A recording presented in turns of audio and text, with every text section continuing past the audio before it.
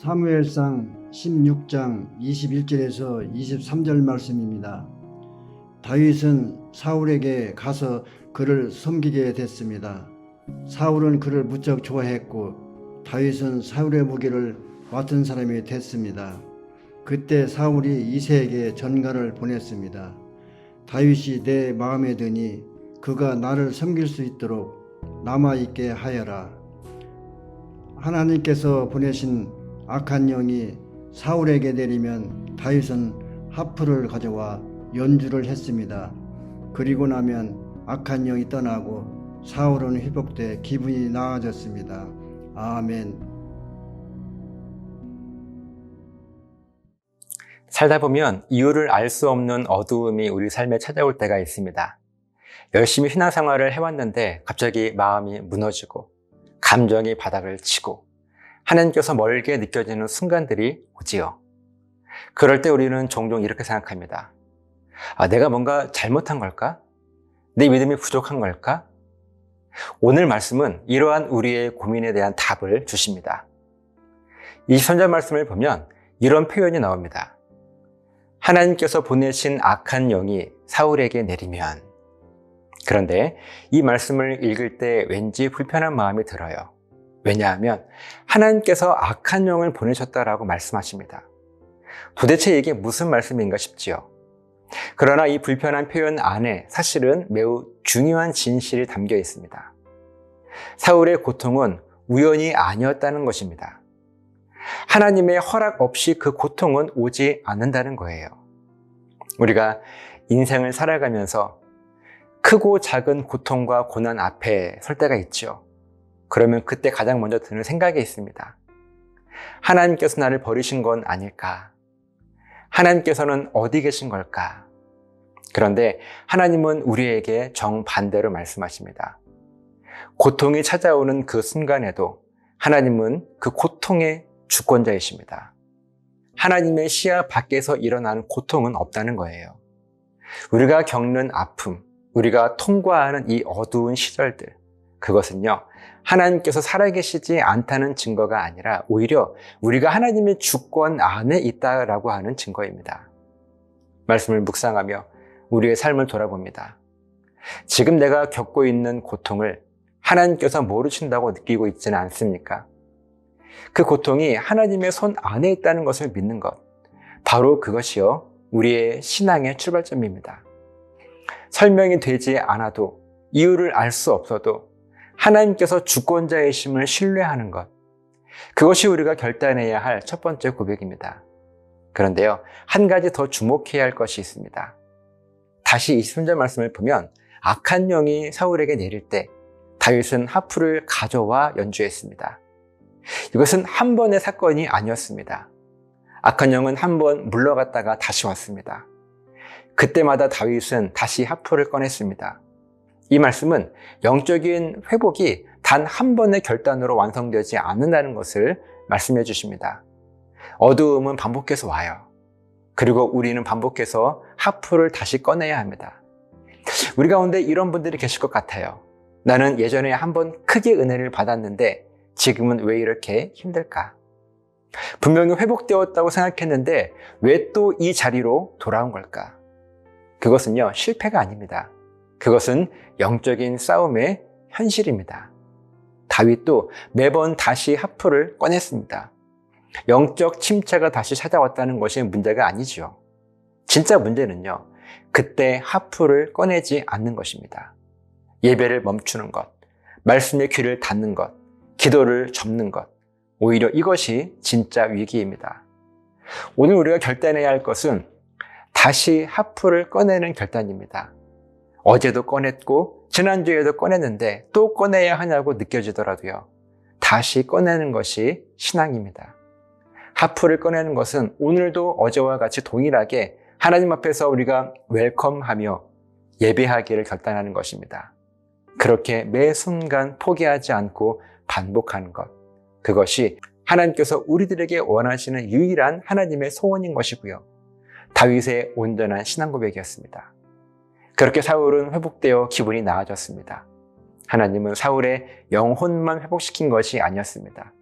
감정까지 회복시키셨습니다. 기분이 나아졌다고 하나님은 분명하게 말씀하시죠. 이것이 얼마나 우리들에게 큰 위로가 되는 말씀인지 몰라요. 하나님은 우리의 감정에 무관심한 분이 아니십니다.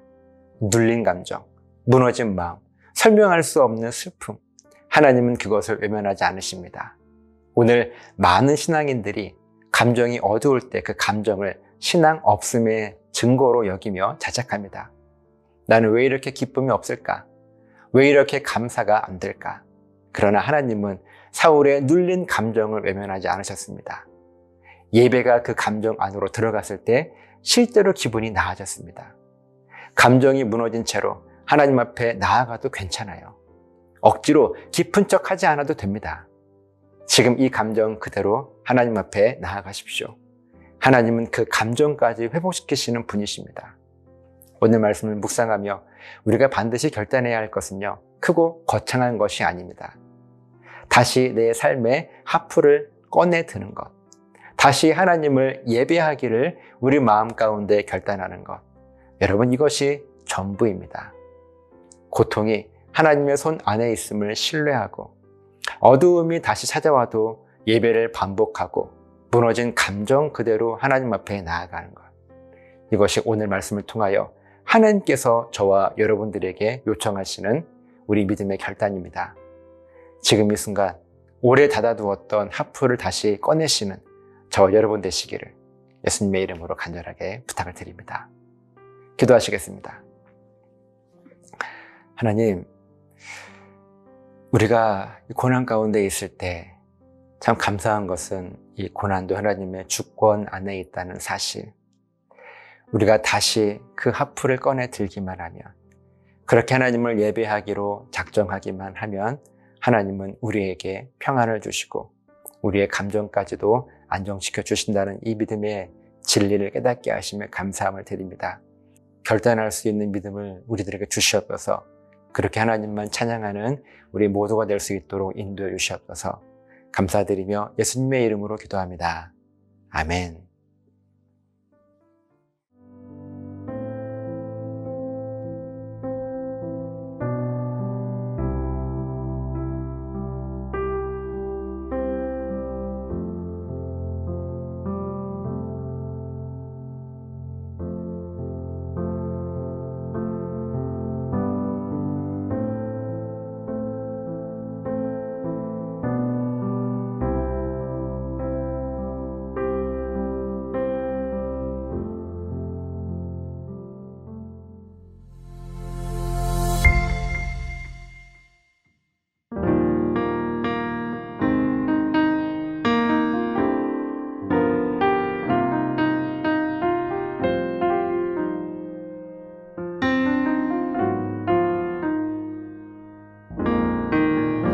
참 고마운 친구 나의 예수님, 나는 깨지기 쉬운 질그릇과 같으나 때론 낙심해도 포기치 않음은 예수의 생명이 내 안에 있기에 내 삶의 동행자 나의 예수님, 나는 기대가 없는 어린 나귀 같으나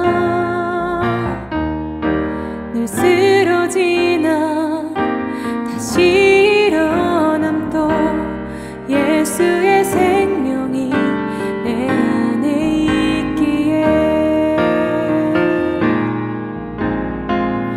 나의 약함은 나의 자랑이요 나의 실패는